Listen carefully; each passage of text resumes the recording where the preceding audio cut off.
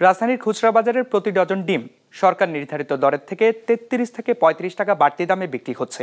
ব্যবসায়ীদের দাবি, চাহিদার তুলনায় সরবরাহ কমায় এমন পরিস্থিতির সৃষ্টি হয়েছে, যা থেকে উত্তরণে পোল্ট্রি ফিডের দাম কমিয়ে আনা আর সরবরাহ স্বাভাবিক রাখার তাগিদ দিয়েছেন বিশ্লেষকরা। রঞ্জিবুল মিজানের রিপোর্টে বিস্তারিত। ২৫০টিরও বেশি ডিজাইন অপশন নিয়ে ওয়ালটন স্মার্ট ফ্রিজ, বোঝে আপনার প্রয়োজন। মোহাম্মদ রিফাত ব্যবসা করেন মুদি পণ্যের। রাজধানীর কাকুলি মোড়ের এই দোকানে নানা নিত্য পণ্যের পাশাপাশি বিক্রি করেন ডিমও। ২ দিনের ব্যবধানে প্রতি ডজন ডিম ১০ টাকা বাড়তি দরে বিক্রি করছেন তিনি। ডিমের দাম তো অনেক বেড়ে গেছে, বর্তমানে ১৮০ বা ৭৫ এমন দাম চলতেছে, এরকম দামে বিক্রি করতেছি আমরা পয়েন্ট ২ দিন ধরে। তবে রিফাত যে তেজগাঁয়ের আড়তগুলো থেকে ডিম আনেন, সেখানে প্রতি ডজন ডিম বিক্রি হচ্ছে ১৫৬ থেকে ১৫৮ টাকায়। সমস্যা হলো ডিম আমগো তো লাগে ডেলি ১ লাখ করে ২০ লাখ ২০,০০০ ৫০,০০০ পাই, আর বেশি পাই না। যা প্রয়োজন তা পাই না। আমাদের কাস্টমার এক এক ৫,০০০ ৭,০০০ করে অর্ডার দেয়, ২,০০০ ৩,০০০ করে দিই। নাই জিনিস নাই তো ডিমো করতে। ৩ সপ্তাহ ধরে একই রেট চলতে আছে, ১৩০০ ১২৮০ ১৩৯০ ১২৯০ ১৩১০ এর মধ্যে চলতে আছে। মাল নাই, এমন কিছু করার নাই তো। দেখা গেছে আমার ১২৯০ টাকা কিনলে ১৩০০ বেশি।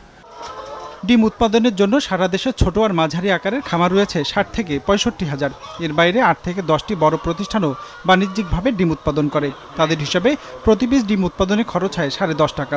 যদিও বাজারে খুচরায় তা বিক্রি হচ্ছে ১৫ টাকা দরে। উৎপাদন খরচ না বাড়লেও ভোক্তা পর্যায়ে ডিমের দাম বাড়ছে কেন?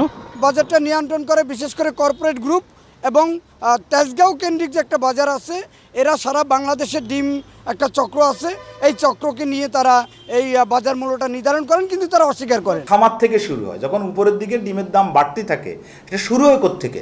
শুরু হয় যখন চাহিদাতে একটু কম থাকে। কমতি জায়গাটাকে যখন আপনি সেটাকে সাবোটাজ করবেন, তখন কিন্তু আমি ৪, ৫, ৭ দিন ১০ দিনের জন্য কিন্তু আপনি কিন্তু ডিমের দাম বাড়ায় ফেলতে পারে। কিন্তু যারা এই সাপ্লাই চেনের অ্যাক্টর আছে তারা কিন্তু হিসাব বলছে দেশের দৈনিক ডিমের চাহিদা ৫ কোটির মতো, যার পুরোটাই দেশের খামারগুলো থেকে উৎপাদন করা হয়। এর একটা বড় অংশ অর্থাৎ ৮০% উৎপাদন করে ছোট আর মাঝারি খামারিরা। এর বাইরে বাকি ২০% আসে বড় খামার থেকে। যদিও প্রাণী সম্পদ অধিদপ্তরের হিসাবে দেশে ডিমের উৎপাদন হয় ৬ কোটির বেশি। ছোট ছোট খামারিরা যারা ডিম উৎপাদন করতো, তাদের যে সমস্যাটা, আসল সমস্যাটা চিহ্নিত করা।